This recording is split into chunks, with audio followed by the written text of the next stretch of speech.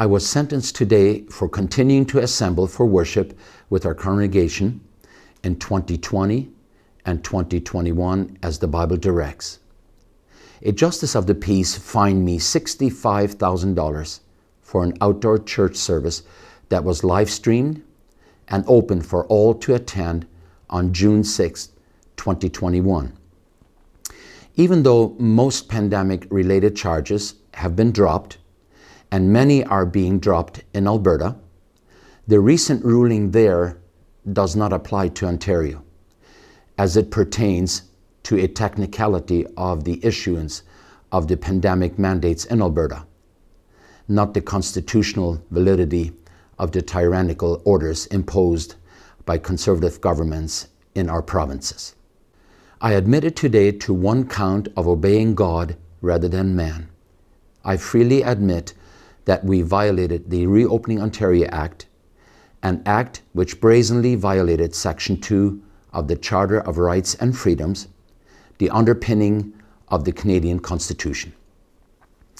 In her decision, released on February 28, 2022, Ontario Superior Court Justice Renee Pomerantz ruled that the orders stemming from the Act directly violated our freedom of religion and accepted that these mandates had a negative psychological impact on the well-being of church members. However, she ruled that such violations of our freedoms and negative impacts were justified in a free and democratic society. This decision was later upheld by the Ontario Court of Appeals, as well as by default the Supreme Court of Canada, by even refusing to entertain our appeal on this matter of national importance. After much prayer and consultation with leaders and wise counselors, I made a decision to accept a deal that will end further legal battles as it pertains to myself, the Elmer Church of God, my family, and all others that have been ticketed and summoned for worshiping with us in Elgin County.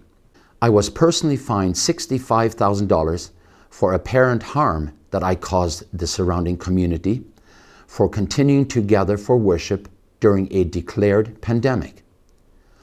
All other charges relating to gathering will be dropped, which, if taken to trial, could amount to hundreds of thousands of dollars in legal fees if acquitted, and hundreds of thousands of dollars in fines if found guilty.